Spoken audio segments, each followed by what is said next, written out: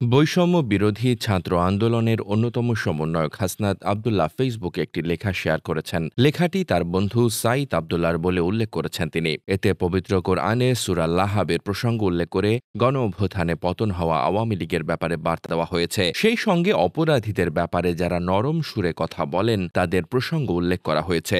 লেখাটি হুবহু তুলে ধরা হল। পবিত্র কোরআনের সূরা লাহাব আমি যতবার পড়েছি ততবারই যে ব্যাপারটা আমার মাথায় আসে, আবু লাহাবের প্রতি স্বয়ং আল্লাহ কেন এমন কঠোর অবস্থানে চলে গেলেন যে তার শাস্তির ব্যাপারে কোরআনে একেবারে ওইভাবে সুস্পষ্টভাবে ঘোষণা দিয়ে বলে দিলেন, ধ্বংস হোক আবু লাহাবের 2 হাত এবং সে নিজেও। শুধু আবু লাহাবই না, তার ইন্ধনদাতা স্ত্রীর প্রতিও কঠোর শাস্তির বর্ণনা কেন এভাবে ঘোষণা করে দিলেন? আল্লাহ তাআলা একদিকে যেমন মহাপরাক্রমশালী কঠোর বিচারক, অন্যদিকে উনি তো পরম ক্ষমাশীল। বহু ক্ষেত্রে অসম্ভব রকমের ক্ষমাশীলতা উনি দেখানোর ব্যাপারে বলেছেন। ইনফ্যাক্ট উনি ক্ষমাশীল না হলে একটা সিঙ্গেল প্রাণীও কোনোদিন কোনো রহমতের আশ্রয় পেত না বা পাবেও না। কিন্তু সেই স্রষ্টাই কেন তাহলে আবু লাহাবের প্রতি সরাসরি এভাবে এত কঠোর ঘোষণা দিলেন? এ ব্যাপারে আমার জানার ভুল থাকতে পারে বা বুঝবার সীমাবদ্ধতা থাকতে পারে। তবে আমার একেবারে পার্সোনাল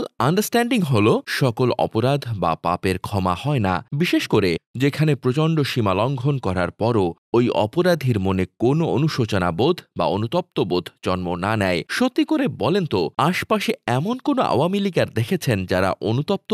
জুলাই গণ অভ্যুত্থানে 2,000 মানুষ মেরে ফেলা, 25,000 মানুষকে চিরতরে মারাত্মক আহত করে ফেলা নিয়ে ন্যূনতম কোনো অনুশোচনা? বিগত 15 বছরে ওরা যে হাজার হাজার মানুষকে মেরে ফেলেছে, গুম, নিপীড়ন, লুটপাট চালিয়েছে, এগুলো নিয়ে ওদের ভেতর ন্যূনতম অনুশোচনা দেখেছেন? বরং ওরা প্রতিশোধ নিতে চায় সুযোগ পেলেই তাদের অরিজিনাল রূপটা বের করে ফেলতে চায়। এরা হলো এই লেভেলের অমানুষ। ক্ষমা করা যায় তাদেরকে যাদের ভেতর অনুশোচনাবোধ জাগ্রত হয়, যারা অনুতপ্ত হয়। কিন্তু যারা নিজেদের চরম অপরাধের পরও ন্যূনতম অনুতপ্ত না, এমন অমানুষদের ক্ষমা করার মানে হলো অন্যদের প্রতি অবিচার করা এবং সামনে ওদের জন্য অপরাধ করার দুয়ার উন্মুক্ত করা। এজন্যই আমি এদের বিচার চাই, কঠোর বিচার চাই। স্বৈরাচারী হাসিনা ও তার সঙ্গী সাথী এবং তাদের সকল ইন্ধনদাতাদের দেখলে তাই আমার মনে হয় সূরা লাহাবের কথা।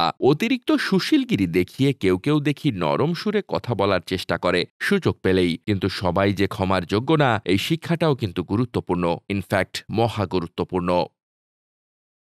Desk report, বার্তাবাজার।